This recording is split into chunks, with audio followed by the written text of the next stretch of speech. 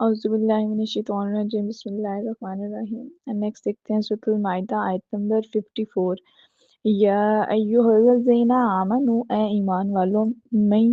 یرتد، جو پھر گیا، منکم تم میں سے، عن دینہ، اپنے دین سے، فسوف، سو ان قریب، یاتی، لے آئے گا، اللہ، اللہ تعالیٰ، بقوم، یحبہم، ایسی قوم محبت کرتا ہے وہ ان سے، ویحبونہ، اور وہ محبت کرتے ہیں اس سے، ذلت، جو نرم ہوں گے، علی المؤمنین، ایمان والوں کے لیے، عزت، بہت سخت ہوں گے، علی الکافرین، کافروں پر، یجاہدون، جہاد کریں گے، فی سبیل اللہ، اللہ کی راہ میں، ولا یخافون، اور نہ ڈریں گے، لومۃ، کسی ملامت سے، لائم، ملامت کرنے کی، ذالک، یہ فضل اللہ، اللہ کا فضل، یؤتیہ، نوازتا ہے اسے، من یشاء، جسے وہ چاہتا ہے، واللہ، اور اللہ تعالیٰ، واسع علیم، بڑی کشادہ رحمت والا، سب کچھ جاننے والا ہے۔ اور اے ایمان والو، تم میں سے جو شخص اپنے دین سے مرتد ہو جائے گا، پھر جائے گا، تو عنقریب اللہ تعالیٰ ایسے لوگوں کو لے آئے گا جن سے اللہ تعالیٰ محبت کرتا ہے اور وہ اللہ تعالیٰ سے محبت کرتے ہوں گے،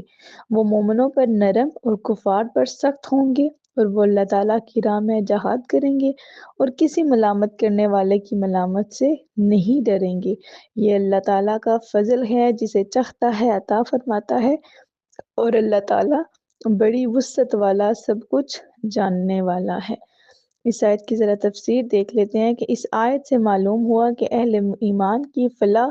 اور بقا اسی میں ہے کہ وہ ایمان پر ثابت قدم رہیں، اور جو لوگ اسلام کو چھوڑ کر مرتد ہو گئے تو انہیں معلوم ہونا چاہیے کہ ان کے اس اقدام سے اسلام تو ختم نہیں ہوگا، ہاں وہ خود خسارے میں، خود نقصان میں ہوں گے۔ ان کی سرکوبی کے لیے اللہ تعالیٰ ایسے مخلص لوگوں کو اقتدار میں لے آئے گا جو اللہ تعالیٰ کے محبوب ہوں گے اور اللہ تعالیٰ سے محبت کرتے ہوں گے۔ وہ اہل ایمان کے لیے نرم اور اہل کفر کے لیے سخت ہوں گے، اللہ تعالیٰ کی راہ میں جہاد کریں گے اور اسلام کی سربلندی کے لیے کوشش کرتے ہوئے کسی بھی طعنے اور ملامت سے نہیں ڈریں گے، اور یہ ان لوگوں پر اللہ تعالیٰ کا خاص کرم ہوگا۔ ان خوش نصیب لوگوں سے مراد صحابہ کرام ہیں جنہوں نے حضرت ابوبکر صدیق رضی اللہ تعالیٰ عنہ کی زیر قیادت مرتدین کی سرکوبی کے لیے اپنا فرض پوری کامیابی سے سر انجام دیا۔ نیکسٹ دیکھتے ہیں، انما، بے شک، ولیکم، صرف تمہارا مددگار اللہ، اللہ تعالیٰ ہی ہے، ورسولہ، اور اس کا رسول، والذین آمنوا، اور ایمان والے، الذین، جو یقیمون، صحیح ادا کرتے ہیں، الصلاۃ، نماز، ویؤتون، اور ادا کرتے ہیں، الزکوٰۃ، زکوٰۃ، وہم، اور وہ، راکعون، جھکنے والے ہیں۔ تمہارا دوست تو صرف اللہ تعالیٰ ہے، اس کا رسول صلی اللہ علیہ وآلہ وسلم ہے، اور ایمان والے ہیں۔ تو جو نماز قائم کرتے ہیں اور زکوٰۃ ادا کرتے ہیں، اور وہ اللہ تعالیٰ کی بارگاہ میں جھکنے والے ہیں۔ اس کی تفسیر دیکھ لیتے ہیں کہ گزشتہ آیات میں دشمنان اسلام کے ساتھ گہری دوستی رکھنے سے منع کیا گیا ہے۔ حالانکہ کسی کے ساتھ گہری دوستی کے مراسم پیدا کرنا انسانی فطرت کا تقاضا ہے، تاکہ انسان اپنے نجی مسائل اور مشکلات میں اس سے تعاون اور رہنمائی حاصل کر سکے۔ اس لیے اس آیت میں مسلمانوں کو تلقین کی گئی ہے کہ گہری دوستی کے مستحق اللہ تعالیٰ اور رسول مکرم صلی اللہ تعالیٰ علیہ وآلہ وسلم اور مخلص ایمان والے ہیں، اور ان کی دوستی ہی انسان کو دنیا اور آخرت میں کامیابی کی راہ پر گامزن کرتی ہے۔ وَمَن يَتَوَلَّ، اور جس نے مددگار بنایا اللہ، اللہ تعالیٰ کو، اور رسولہ، اور اس کے رسول مکرم کو، الذین آمنوا، اور ایمان والوں کو، فَإِنَّا، تو بلا شبہ، حزب اللہ، اللہ کا گروہ، ہم الغالبون، غالب آنے والا ہے۔ اور جو اللہ تعالیٰ اور اس کے رسول صلی اللہ علیہ وآلہ وسلم اور ایمان والوں کو دوست بنائے، تو بے شک اللہ تعالیٰ کی جماعت ہی غالب آنے والی ہے۔ یا ایھا الذین آمنوا، اے ایمان والو، لا تتخذوا، مت بناؤ، الذین، ان لوگوں کو جنہوں نے اتخذوا، بنا رکھا ہے، دینکم، تمہارے دین کو، ہزوا، ہنسی، و لعبا، اور کھیل، من الذین، ان سے جنہیں اوتوا، دی گئی، الکتاب، کتاب، من قبلکم، تم سے پہلے، والکفار، اور کفار سے، اولیاء، دوست، واتقوا اللہ اور دوڑتے ہیں ڈرتے ہیں اللہ تعالیٰ سے، ان کنتم اگر ہو تم مؤمنین ایمانت دار، اے ایمان والو تم ان لوگوں کو دوست نہ بناؤ جنہوں نے تمہارے دین کو ہنسی اور کھیل بنا رکھا ہے، خواہ وہ ان لوگوں میں سے ہوں جن کو تم سے پہلے کتابیں دی گئی تھیں یا دوسرے کافر ہوں، اور اللہ تعالیٰ سے ڈرتے رہو اگر تم مومن ہو۔ اس آیت کی تفسیر دیکھ لیتے ہیں کہ مذہب ایک مقدس امانت ہے، یعنی ایک پاک امانت ہے انسان کے پاس مذہب، جس کو انسان کا دل منتخب کرتا ہے۔ اسی لیے انسان کو اپنے مذہب اور مذہبی شخصیات سے قلبی لگاؤ ہوتا ہے، یعنی دلی لگاؤ ہوتا ہے، اور اگر کوئی اس کے مذہب کی توہین کرے تو وہ دراصل اس کے دل کو ٹکڑے ٹکڑے کرتا ہے۔ اسی طرح جو لوگ اسلامی احکام کا مذاق اڑاتے ہیں، وہ نہ صرف یہ کہ مسلمانوں کے جذبات کو مجروح کرتے ہیں، بلکہ دراصل وہ اللہ تعالیٰ اور اس کے رسول مکرم صلی اللہ تعالیٰ علیہ وآلہ وسلم کا مذاق اڑاتے ہیں، کیونکہ یہ احکام اللہ تعالیٰ اور اس کے رسول مکرم صلی اللہ تعالیٰ علیہ وآلہ وسلم نے مقرر فرمائے ہیں۔ نیز جو اسلام کا مذاق اڑاتے ہیں وہ نہ صرف یہ کہ مسلمانوں کے ساتھ اپنی دشمنی اور حقارت کا اظہار کرتے ہیں، بلکہ مسلمانوں کے عقائد کو چیلنج کرتے ہیں اور فتنہ اور فساد کا بازار گرم کرتے ہیں۔ تو ایسے فتنہ پرور لوگوں سے نفرت اور دشمنی کرنی چاہیے تاکہ ان کی حوصلہ شکنی ہو، وہ کسی دوستی اور رازداری کے لائق نہیں ہے۔ اسی لیے اللہ تعالیٰ نے ایسے دہشت گرد غیر مسلموں کے ساتھ دوستی کرنے سے منع فرمایا ہے۔ نیکسٹ دیکھتے ہیں وَإِذَا، اور جب نادیتم، جب تم بلاتے ہو الی الصلاۃ، نماز کی طرف، اتخذوها، تو وہ بناتے ہیں اسے خضوعا لعبا، مذاق اور تماشا، ذالک، یہ بانہم قوم، اس لیے ہے کہ وہ ایسی قوم ہے لا یعقلون، جو کچھ نہیں سمجھتے۔ اور جب تم نماز کی طرف بلاتے ہو یعنی اذان دیتے ہو تو وہ اسے مذاق اور کھیل بناتے ہیں، اس کی وجہ یہ ہے کہ وہ لوگ کچھ نہیں سمجھتے۔ اس آیت کی تفسیر ذرا دیکھ لیتے ہیں کہ گزشتہ شریعتوں میں اذان کا رواج نہیں تھا، مختلف اشاروں اور آوازوں کے ذریعے اوقات عبادت کا اعلان کیا جاتا تھا۔ اسلام نے اذان کی ابتدا کی جو نہ صرف ایک آواز تھی بلکہ ترغیب کی ایک مکمل دعوت تھی، تو بجائے اس کے کہ وہ اس سے سبق حاصل کرتے، الٹا وہ اذان کا مذاق اڑانے لگے، جو کہ ان کی کہج فہمی یعنی ان کی کم عقلی اور نادانی کی دلیل ہے۔ اذان کا مقصد دیکھ لیتے ہیں کہ اذان صرف نماز کے لیے ایک وقتی دعوت ہی نہیں بلکہ اسلام کے پورے نظام حیات کا اعلان ہے، یعنی اللہ تعالیٰ کی کبریائی، اللہ تعالیٰ کی بڑائی، توحید و رسالت کی گواہی، اور نماز و فلاح کی یاد دہانی ہے۔ تو اللہ تعالیٰ کے فرمانبرداروں اور نافرمانوں کے درمیان پہچان کی کسوٹی ہے۔ اہل اطاعت اذان سنتے ہی دنیاوی کام چھوڑ کر رازق حقیقی کے حضور سجدہ ریز ہو جاتے ہیں، اور مال و زر کے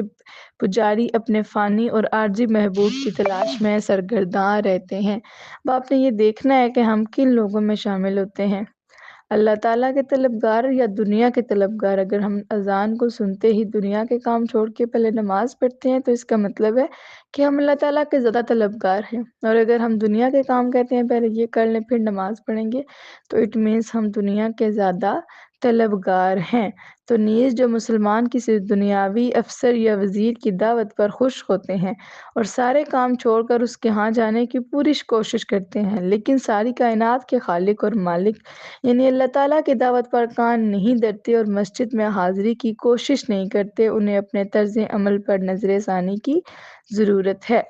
اذان کی فضیلت میں حضور پاک صلی اللہ تعالیٰ علیہ وآلہ وسلم نے فرمایا، بے شک اللہ تعالیٰ اور اس کے فرشتے پہلی صف میں رحمتیں نازل کرتے ہیں، اور مؤذن کی آواز جہاں تک پہنچتی ہے اسی مقدار میں اس کے گناہ معاف کر دیے جاتے ہیں، اور کائنات کی خشک یا تر جو چیز بھی اس کی آواز سنتی ہے وہ اس کی تصدیق کرتی ہے، یعنی اذان جو ہو رہی ہے اس کی تصدیق کرتی ہے کہ یہ سچا کلام ہے، اور جو لوگ اس کے ساتھ نماز پڑھتے ہیں اس سے ان کے ثواب جتنا ثواب ملتا ہے، جتنا ثواب پیچھے والوں کو ملتا ہے اتنا ہی ثواب اس اگلے بندے کو بھی ملتا ہے. یعنی اگر ایک بندے کے پیچھے 10 بندے نماز پڑھ رہے ہیں تو اس بندے کو ایک تو اپنی نماز پڑھنے کا ثواب ملے گا اور ساتھ وہ 10 بندوں کے بھی نماز پڑھنے کا ثواب، یعنی اس کو 11 بندے نماز پڑھنے کا 11 نمازوں کا ثواب ملے گا. نیکسٹ دیکھتے ہیں. کل آپ فرمائیے یا اہل الکتابی، اے اہل کتاب، حل کیا تنقمون تم ناپسند کرتے ہو، منا ہم سے، الا بجز اس کے ان آمنا کہ ہم ایمان لائیں، باللہ اللہ کے ساتھ، وما انزلا اور جو اتارا گیا، الینا ہماری طرف، وما انزلا اور جو اتارا گیا، من قبل اس سے پہلے، وَأَنَّ اور بلا شبہ اکثرکم بہت سے تم میں سے فاسقون فاسق ہیں. آپ فرمائیے اے اہل کتاب، تم ہم سے صرف اس لیے دشمنی کرتے ہو کہ ہم اللہ تعالیٰ پر ایمان لائے اور جو ہماری طرف نازل کیا گیا اور جو اس سے پہلے نازل کیا گیا، اور بے شک تم میں سے اکثر لوگ نافرمان ہیں. یعنی فرمایا جا رہا ہے کہ اہل جو کافر ہیں وہ اس لیے مسلمانوں سے نفرت کرتے ہیں کہ ایک تو مسلمان جو ہیں وہ اللہ تعالیٰ پر ایمان رکھتے ہیں، اور دوسرا کہ جو ان پر نہیں، یعنی جو ہم پر نازل کیا گیا، یعنی ہم قرآن پاک پر بھی ایمان رکھتے ہیں،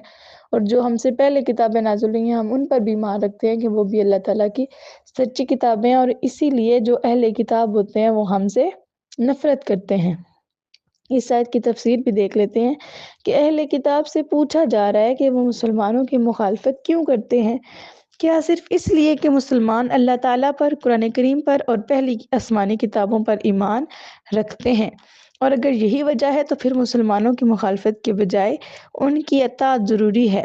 وگرنہ تورات و انجیل کی بھی مخالفت لازم آئے گی، کیونکہ تورات و انجیل میں حضور پاک صلی اللہ علیہ وسلم اور قرآن پر ایمان لانے کی ہدایت موجود تھی.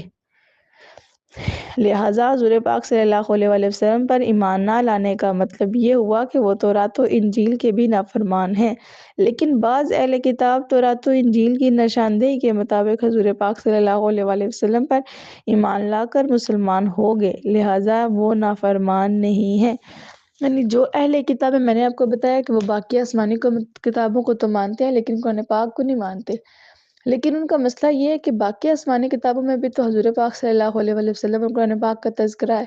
تو وہ لوگ کیا کرتے ہیں کہ اس کتاب میں انہوں نے اپنی طرف سے تبدیلیاں کر لی ہیں، اور جو ان کے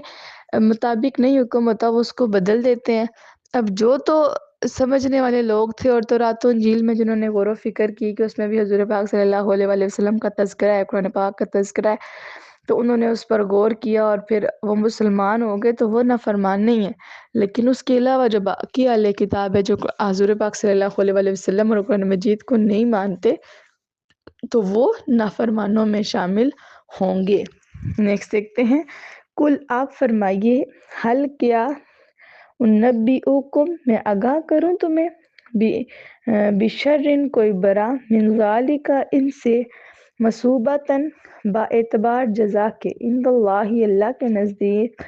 من لعنہ اللہ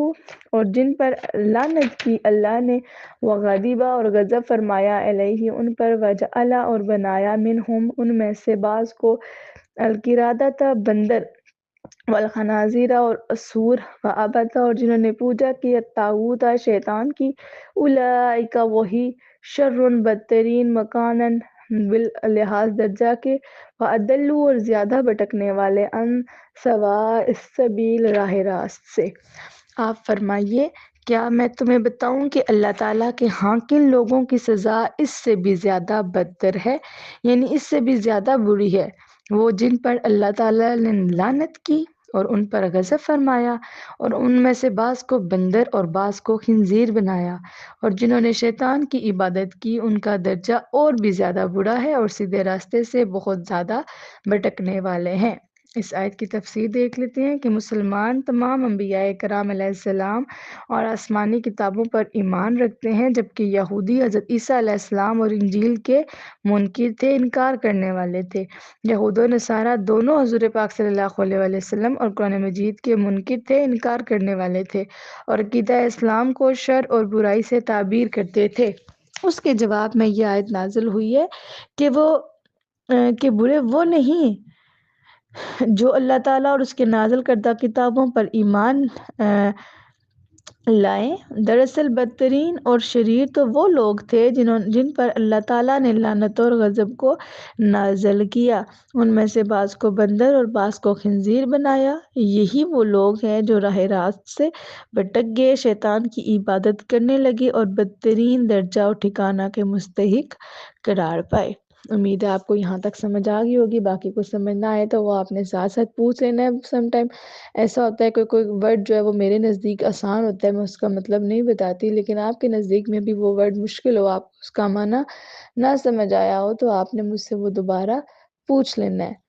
باقی اللہ تعالیٰ سے دعا ہے کہ جو پڑھا ہے اس کو سمجھنے، اس پر عمل کرنے اور دوسروں تک پہنچانے کی توفیق عطا فرمائے۔ وما علینا الا البلاغ المبین۔